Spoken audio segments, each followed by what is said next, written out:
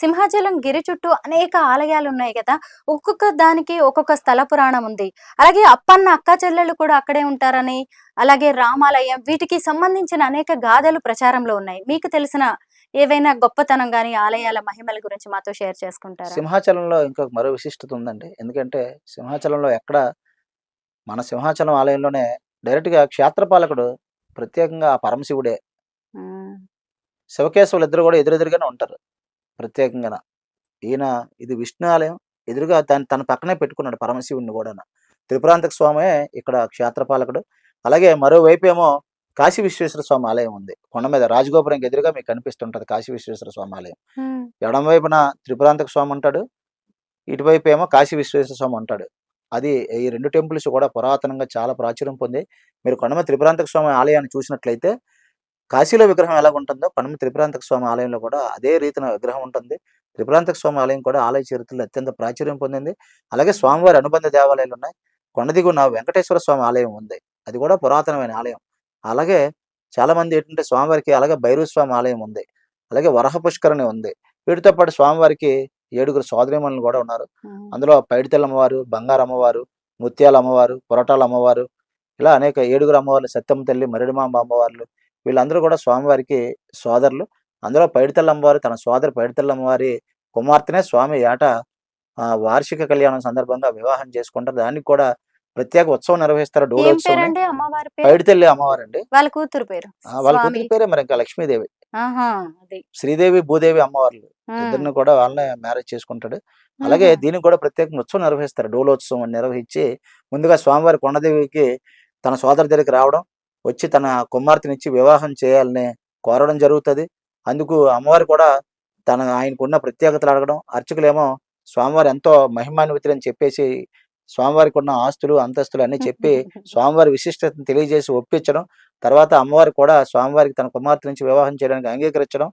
అక్కడి నుంచి స్వామివారి గిరిగి గ్రామస్తులందరి దగ్గరికి వెళ్లి రంగులు చల్లుకోవడం, చూర్ణోత్సవం, వసంతోత్సవం చల్లుకొని స్వామివారికి పెళ్లి ఖరారైనట్లు ఓహ్! గ్రామంలో అందరికీ చెప్పి తిరువిధి నిర్వహించడం. అలాగే డోలోత్సవం నిర్వహిస్తారు మేడం. ఆ తర్వాత వచ్చే ఉగాది నాడు స్వామివారిని పెళ్ళికొడుకుగా అలంకరణ చేసి, మన మానవులు ఎలాగ చేసుకుంటాం అలాగే పెళ్లి పనులను ప్రారంభిస్తారు. ఉగాది రోజు ప్రత్యేకంగా పెళ్లి రాటలు వేస్తారు. ఆలయ రాజగోపురం వద్ద, అదేవిధంగా ఉత్తర ద్వారం వద్ద, కళ్యాణ వేదిక వద్ద 3 చోట్ల కూడా పెళ్లి రాటలు వేసి, ఆ రోజే ప్రత్యేకంగా శుభలేఖలు కూడా ఆ రోజు నుంచి అందరికీ ఇవ్వడం ప్రారంభిస్తారనమాట ఉగాది రోజున. అదేవిధంగా ఆ రోజు పంచాంగ శ్రవణం నిర్వహించి, స్వామివారికి ఎంత ఆదాయం వచ్చింది, ఎంత ఖర్చు ఉంటది కూడా చెప్తారు. ఈ హుహు. ఏడాది స్వామివారికి ఆదాయం ఎక్కువుంది. ఓహ్! ఖర్చు తక్కువుంది. అవమానం కూడా తక్కువుంది. హ్మ్. అంత దేవదేవుడికి కూడా అన్నీ కూడా మన మానవ ఆ! రూపంలోనే ఎలాగైతే చేసుకుంటామో అవన్నీ కూడా అలా చేసుకుంటాం. ఆ తర్వాత ఏకాదశి రోజు స్వామివారి కళ్యాణ మహోత్సవం జరుగుతది. ఇవన్నీ కూడా స్వామివారి విశిష్టతలన్నీ కూడా పుస్తక రూపంలో కూడా ఇంతకుముందు టీపీ శ్రీరామచంద్రాచార్యులు తీసుకొచ్చారు. హుహు. తర్వాత ఒడిస్సా నుంచి వచ్చే భక్తులకి అర్థం అవ్వడం లేదు తెలుగులో అని చెప్పేసి, ఒరియాలో కూడా కొన్ని పుస్తకాలు అందుబాటులో ఉంచారు. ఒడిస్సా నుంచి వచ్చే భక్తుల సంఖ్య ఎక్కువగా ఉంటది కాబట్టి, ఆళ్ళ కోసం ప్రత్యేకంగా ఏర్పాట్లు కూడా చేస్తూ ఉంటారు. హ్మ్. అలా స్వామివారి ఏడాది పొడవునా ప్రత్యేకంగా ఒక 4 సార్లు కొండ దిగువకు గూడా వస్తారు. గ్రామస్తులతో కలిసి ఉత్సవాలు చేసుకునే ఇదనమాట. దసరా రోజు వస్తారు. విజయదశమి పర్వదినం రోజు జమ్మివాటి ఉత్సవాన్ని నిర్వహిస్తారు. అలాగే సంక్రాంతికొస్తారు. మకరవేట ఉత్సవాన్ని నిర్వహిస్తారు. హుహు. వచ్చి ఆ రోజేంటంటే గజేంద్రుడు మొసలి బారిన పడతాడు. ఆ మొసలి బారిన పడి నన్ను రక్షించాలని ఆ శ్రీమన్నారాయణని కోరుకోవడం. సాక్షాత్తు భక్తుడి కోరిక మేరకు శ్రీమన్నారాయణుడే ప్రత్యేకంగా వచ్చి ఆ మొసలి బారిన పడిన గజేంద్రుడిని రక్షించడం కూడా ఇవన్నీ కూడా ఈ ఉత్సవాలు జరుగుతాయి. ఈ గ్రామంలో పుట్టినందుకు మాకేంటంటే చిన్నప్పటి నుంచి కదా! ప్రతి ఉత్సవంలో కూడా ఏ ఉత్సవం ఉన్నా దేవుడి దగ్గరికి వెళ్ళిపోవడం. ఆ ఎంత ఉత్సవంలో అదృష్టం మీది. చూసుకొని చూడడం జరుగుతది.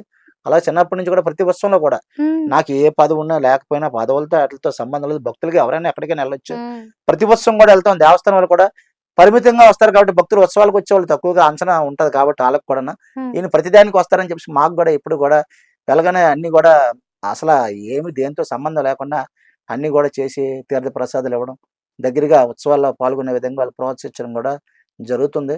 మరి మేము కూడా ఈ స్థాయికొచ్చామంటే అక్కడ మారుమూల ప్రాంతంలో హ్మ్. ఉన్నప్పటికీ కూడా సింహాచలం క్షేత్రాన్ని ఎవరైతే మరి నమ్ముకున్నారో ప్రత్యేకంగా స్వామివారిని చూస్తేనే మీకు అదొక అనుభూతి కలుగుతది. మీకు గూడా తెలుసు. మీరు గూడా 1, 2 అవునండి. సార్లు వచ్చారు. అవును. ఈ నేను ఏడాది వచ్చాను. చాలా మంది గిరి దర్శించుకున్నాను ప్రదక్షిణలో గూడా స్వామివారిని. చాలా మంది హ్మ్. పాల్గొన్న ప్రతి ఒక్కళ్ళు గూడా నెక్స్ట్ ఇయర్ గూడా రావాలన్నంత మనోసంకల్పంతో గిరి ప్రదక్షిణ పూర్తి చేసుకున్నారు. అందులో స్వామివారు ఏంటంటే నిజ రూపంలో మనకి అసలు ఎక్కడా గూడా వరాహ నరసింహ అవతారాలు ఎక్కడా లేవు. ముఖ్యంగా ఎక్కడ త్రిభంగి రూపం అంటారు చూడలేదు. అనమాట. త్రిభంగి రూపం. త్రిభంగి రూపం ఎందుకంటారంటే మానవ శరీరం, హ్మ్. వరహ రూపం, హ్మ్. వెనకాతల ఇది కూడా ఉంటది. ప్రత్యేకంగా వాలం కూడా ఉంటది. ఆ! అందుకనే త్రిభంగి రూపం అంటారనమాట. ఓకే.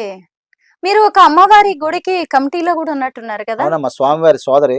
ఆ! అది అమ్మవారు మరిడిమాంబ సత్యమ్మ తల్లి అని అమ్మవారు ఫేమస్ అమ్మవారు. హుహు. ఆ అమ్మవారు పొలిమేరులో ఉండి ఆ ప్రజలందరికీ కూడా ఆ 14, 15 గ్రామాల ప్రజలందరికీ కూడా పొలిమేరులో ఉండి అమ్మవారిని ఆ ప్రజలందరిని కూడా రక్షిస్తారనమాట.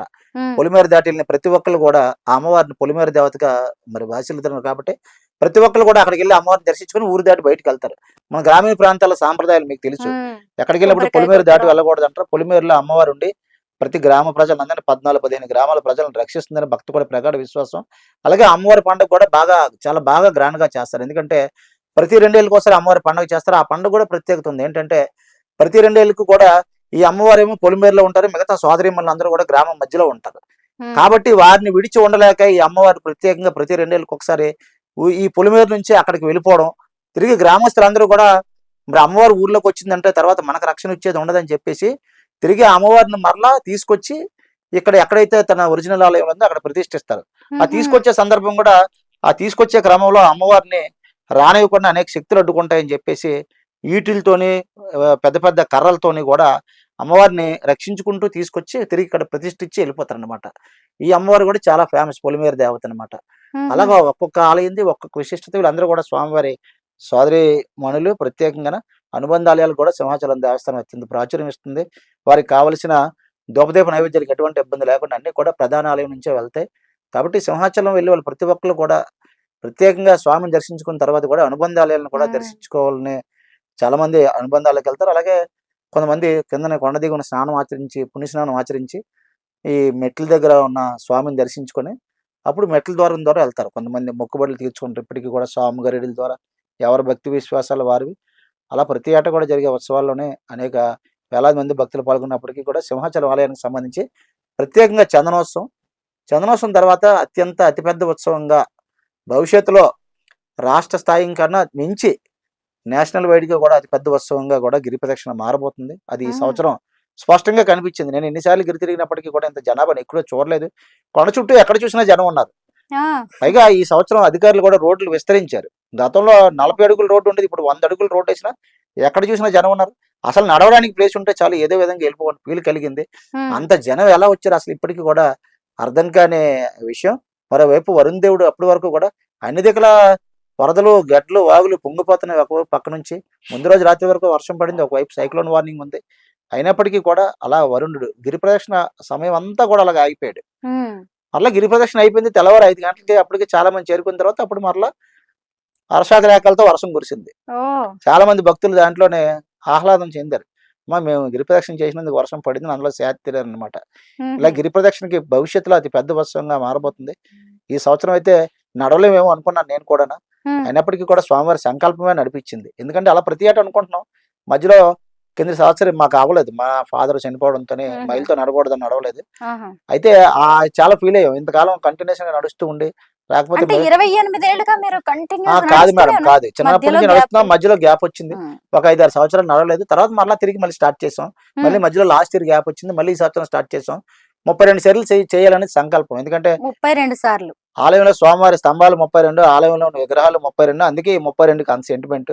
కాబట్టి ఆలయంలో ఉన్న ఇంకెంతలేండి 4 ఏళ్లే. 4 ఏళ్ళు అందుకని ఆ భగవంతుడు ఆ శక్తి ప్రసాదించాలని. తప్పకుండా. ప్రతి ఒక్క భక్తుడు కూడా ఏమనుకుంటారంటే నడిచేసిన తర్వాత బండి మీద వెళ్ళిపోతే ఇప్పుడు చూస్తే మేము ఇదంతా నడిచామా అనిపిస్తది. హుహు. అవునా? అంత ఆ స్వామే నడిపించారని ప్రతి ఒక్కళ్ళు కూడా అనుకోని వెళ్ళడమే కనిపిస్తది. తర్వాత అంతే. చూస్తే ఇంటికెళ్ళిన తర్వాత నడిచినంత సేపు ఏముండదు గానీ ఇంటికెళ్ళిన తర్వాత అప్పుడు అనిపిస్తది. ఎలా నడిచాము ఆ స్వామే నడిపించాడు. హ్మ్. అంతటి మహిమ గల స్వామి అని. ప్రత్యేకంగా నేనైతే చాలా భారతదేశంలో ఎన్నో ఆలయాలు సందర్శించాం. అరుణాచలం వెళ్ళాం. హ్మ్. అరుణాచలం గిరి ప్రదక్షిణ 14 కిలోమీటర్లు అవును. అయినప్పటికీ కూడా అరుణాచలం కూడా పౌర్ణమికి ఎక్కువ వెళ్తారు. ఓకే. అక్కడ ఆ గిరి ప్రదక్షిణ ప్రాశస్త్యం. అక్కడ 14 కిలోమీటర్లు అయినప్పటికీ కూడా ఇప్పుడు అక్కడ కంటే ఈ గిరి ప్రదక్షిణకి వచ్చే భక్తుల సంఖ్య కూడా పెరిగిపోతుంది. ఆ! ఇంకా కొద్దిగా ప్లెయిన్‌గా ఉంటది. అక్కడ అన్ని దేవతామూర్తుల దర్శనం చేసుకొని గిరి ప్రదక్షిణ హ్యాపీగా చేసేవచ్చు 14 కిలోమీటర్లు కాబట్టి. హుహు. కానీ ఇక్కడ విశాలమైన కొండ. హ్మ్. దాదాపు 32 కిలోమీటర్ల పొడవున కొండే ఉంటది. ఇక్కడ నుంచి దాదాపు జోడుగుళ్ళపాలెం వరకు విస్తరించి ఉన్న కొండ చుట్టూ వెళ్లి తిరిగి మరలా అలాగా లుంబినీ పార్కొచ్చి అక్కడ ఎంవీపీ దగ్గర బీచ్‌లో పుణ్యస్నానాలు ఆచరించి తిరిగి మరలా ఇలాగ ఎంవిపి కాలనీ, సీతమ్మ దార, మాధవ దార ఈ దారులన్నిటి వద్ద కొంతమంది భక్తులు స్నానం చేసుకుంటారు. సింహాచలంకి ఇంకో వరం ఏంటంటే జలధారలు. ఆ! ప్రకృతి ఇప్పటికి కూడా ఆ జలధారలు ఎక్కడి నుంచి వస్తున్నాయో ఎవరికీ తెలియదు. అవి అసలు ఆ జలధారలు అసలు అంతుచిక్కని రహస్యం. ఇప్పుడు గంగధార అనేది ఆ హ్మ్. గంగధార ఎక్కడి నుంచి వస్తుందో చాలా మంది సొరంగం ద్వారా కొంతమంది వెళ్ళే ప్రయత్నం చేశారు.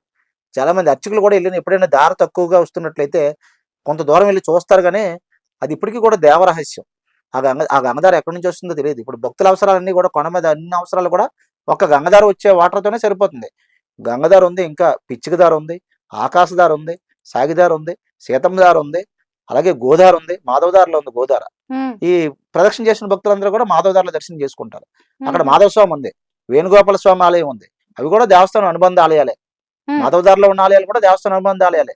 అక్కడికొచ్చి మాధవదారలో అక్కడ స్నానం చేసుకొని రామాలయం ఉంటుంది. ఆ! దానికి కూడా అది కూడా ప్రత్యేకత అది కూడా ఉంది. దేవస్థానమే. ఆ! ఆ! దాని స్టోరీ కూడా సింహాచలం ఉంటది. దేవస్థానం అనుబంధ ఆలయాలు అక్కడున్న 3 కూడాను. ఒక రాజుకి మాధవదారలో. సంబంధించి కూడా అక్కడ దానికి అది విశిష్టత. అక్కడున్న కూడా ఆ ప్రాపర్టీస్ అన్ని కూడా దేవస్థానమే మేడం. మాధవదారలో ఉన్నవంతా కూడాను. హ్మ్. మాధవదార నుంచి సింహాచలం ప్రత్యేకంగా సొరంగ మార్గం ఉంది. హుహు. ఇప్పటికి కూడా అలా భక్తులు వెళ్తూ ఉంటారు అది. అది ప్రత్యేక మార్గం. మాధవదార నుంచి ఇప్పటికి సింహాచలం చాలా మంది ఆ ప్రాంతంలో అందరూ అలాగే వెళ్తుంటారు.